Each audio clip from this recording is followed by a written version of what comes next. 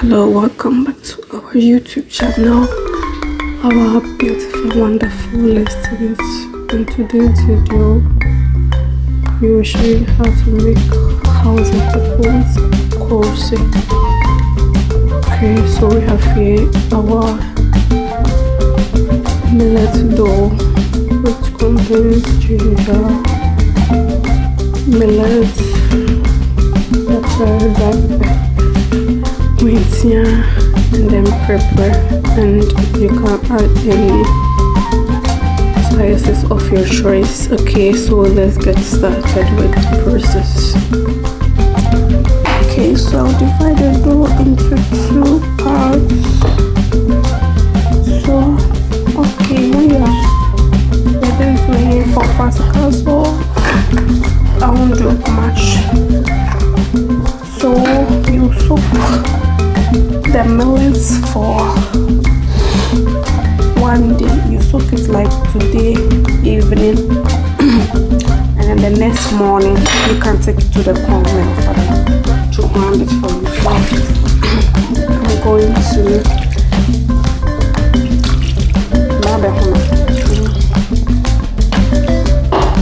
so as you can see, so you soak it in the evening, the following morning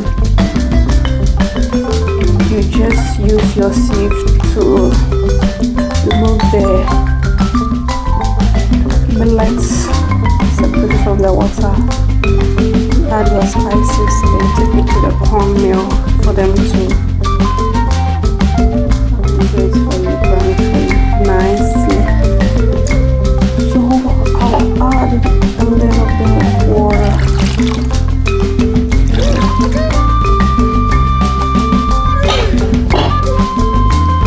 We are going to save it because if you want all the fiber inside, you will save it, because sometimes when you take it to the corn for them to grind it for you, see this thing is from the ginger or pepper or anything. So you have to save it. So you won't chew anything or you'll swallow anything. So we're going to save it. We have here empty bowl here. Okay, we have this net we are going to use to save it. So I'll pour it inside. I don't have anything to tie it around it, so I'll just do it like this.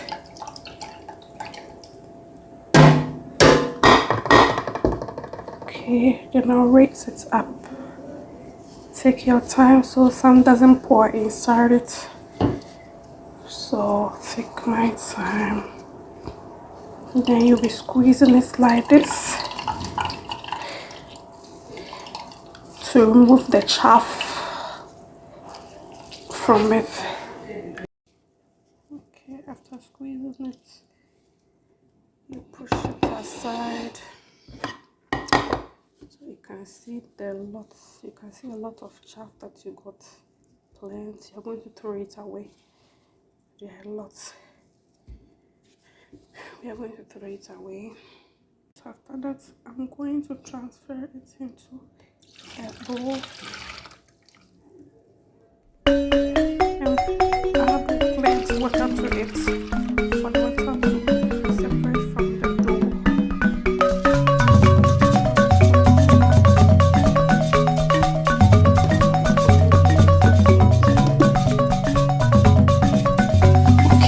After frying our Cloves, we'll go ahead and check our millets that we saved and put it down. So I'm going to pour the water, so I want to raise it down for you to see something.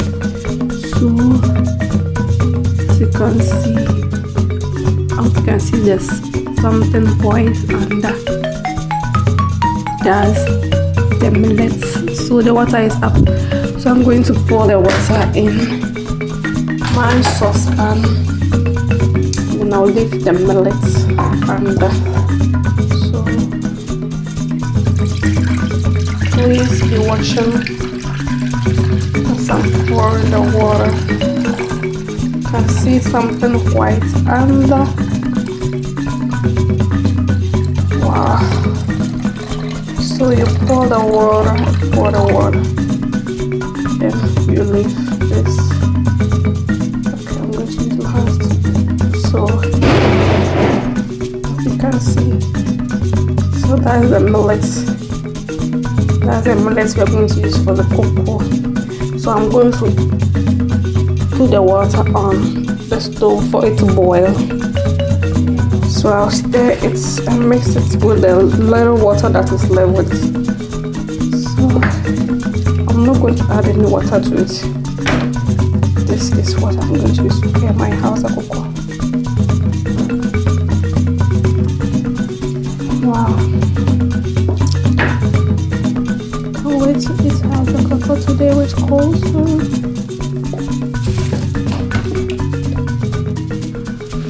Okay, let's check. The water is boiling nicely. So I'll go ahead. Okay, our water is boiling, so I'll go ahead and add in.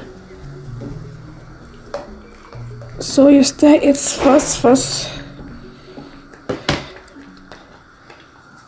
Okay, after adding, you stir it fast.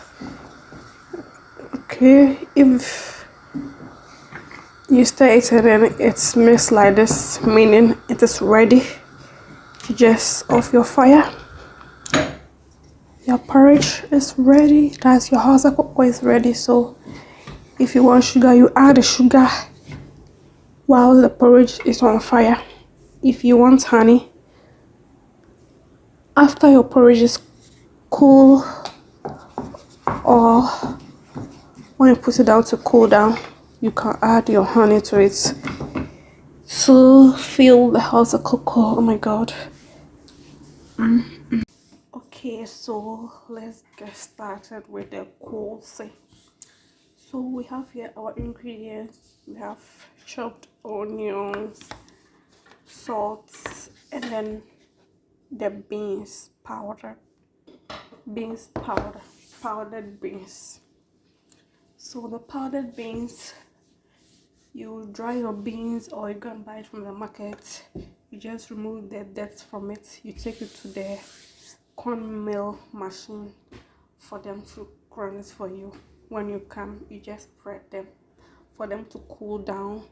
Then you fill them in your containers. Then you keep them in a cool, dry place. Okay, so I'll put all these aside. I have an empty bowl, so I'll put my water here. I'll be making 2 cups of coleslaw. So if I say cup, you know what cup I'm talking about. So 1,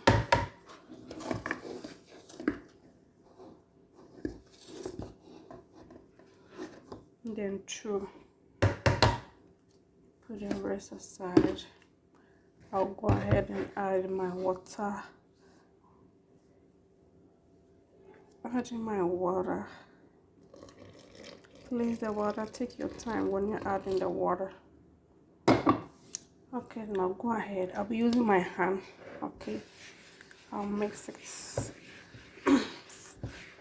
Okay, so the water is not enough. I'll go ahead and add in a little bit. So you adding in step by step, so it won't turn to watery. So it still needs water. So I'll add in a little bit again.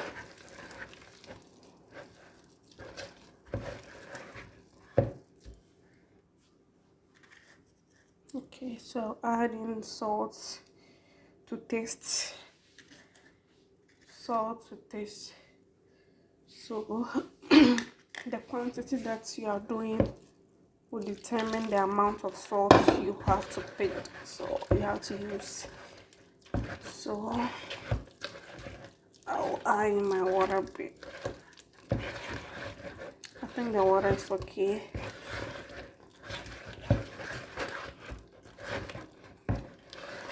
you mix it very well. After that, I'll go ahead and beat it. I'll beat it like 20 minutes. Yeah, I mean 20 minutes is a lot. You can use 10 to 15 minutes. So I'll use 10 to 15 minutes will be enough, because this one is not a lot, it's just small. So I won't take much time. So you beat it like this. Okay, so I'm going to show you something. When you beat it like this, and then you put some inside the water like this, and then it doesn't come up, meaning it is not ready yet. You see, it is down, it is under. It can't come up because it is not ready. So you continue beating until it is ready. Okay, I've beaten it for like 10 minutes. So let me put some inside the water for you to see whether it has rise. Okay, so as you can see, I first showed you the first one, which it didn't come up. So let's see this one, whether it will come up or not. So I'm going to put some inside the water to see whether it will rise. Whoa, it has rise. So you can see one is down and then one is up. Hope you can see. So meaning it is ready for us to fry. Meanwhile, our oil is on fire, low heated. So let's go. Because I was supposed to beat it, that's why I made it thick like this. So I'll go ahead and add in water and then mix it. And I'll add in my chopped onions.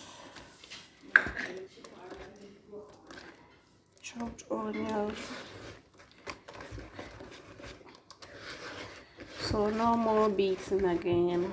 We are done with the beating. So you taste your salt to see whether it's okay. If it is not okay, you add in a little bit of salt. Okay, so let me taste my salt. It's okay. So we're taking it to go and fry. Oh yeah. So that's it. So let me summarize it. And then the other method of preparing kose, you soak your beans in the evening. The following morning, you squeeze it, and then the peels or the shells will come. The peels will come out from it, and then you pour plenty water inside. Then you wash it well nicely. Then you pour them inside the blender. You add your salt to taste. You add in pepper. That's the fresh pepper. You can add 1 or 2 depending on how much you want your pepper. Then you blend it. You blend it very well. After that, you pour it inside your bowl. You crack 1 egg inside. You chopped onions, you pour it inside. You beat them. You mix them all together. You taste your salt if it's okay for you. Okay, so when you hear the oil going such sound, meaning there's water inside the oil, meaning when the saucepan was, the frying pan or the saucepan was washed, it didn't dry before you put it on the stove, and then pouring your oil inside, meaning there's water. So the water has to remove from the oil first, so you hear the sound again. So we're going to fry our kose. Let me try and see if the oil is hot. Okay, so the oil is hot. So okay, it has popped up. Have you seen how it popped up? If the beating that I was beating it, and then I put some inside the water, and then it was down. and the second one I put it inside the water and it came up. If it didn't come up, then you fry it, it will stick down, it won't come up. So meaning our kose is ready for us to fry. So you just need to put them inside the oil. So you go ahead and put them inside it. Have you seen our kose is frying nicely? Okay, so we have another method of making kose. If you don't want to beat it, you don't have the strength to beat the kose for it to become the kose that you want to eat. I mean, and that method too, we are going to move 99% of the strength from the kose. From the beans, you're going to move 99% of the strength from the beans. So I'll go ahead and teach you that method too. That method, you're going to soak the beans inside water. Like you want to do the cocoa the following day, so you soak the beans inside water like this evening. The following morning, you see the water, the beans will absorb the water, and then it will be easier for you to, I mean, squeeze them and then remove the shells. The shells. Am I correct or I'm wrong? Please tell me in the comment section. The shells, or I mean the peels. I don't know what to say, but it will be easier for you to remove it. You just squeeze them, and then you remove the shells or the back from it. So you wash them nicely, and then you add salt, and then you add pepper. This method, you can add the wet, I mean pepper, not a dry one, but the fresh one. That's a fresh pepper. So you can add, I don't know the quantities we are going to do, but you check the quantity you're going to do, and then you add your pepper. So after adding your pepper, you add the salt, and then you put them in the blender, and then you blend it very well. After blending it very well, you taste your salt. If the salt is okay, then you add in chopped onions to it, and then you can decide to add cracking 1 egg, depending on the quantity you are doing that particular course to. It's going to give you a different, and I mean even the smell itself is different from this one. This one also smells very nice, but the other one too smells different, and the taste too are different, you know. So the other one you're going to add in egg, but this one I didn't add in egg, but the taste, I mean, trust me, because of the onion inside, it is going to taste very nice. Okay, so our Hausa cocoa with the kose is ready as seen. Please don't forget to make your own Hausa cocoa sometimes in the house and enjoy it with the family, as well as the kose, as you can see here, softly, nice softly, as you can see here. So please make sure sometimes you do your own Hausa cocoa in the house with the kose for the family to enjoy. Thank you for watching our videos. Please don't forget to like, comment, share. If you have any question, please don't worry, just ask, we'll answer you. Okay, thank you. See you next time with another beautiful and wonderful video. Bye.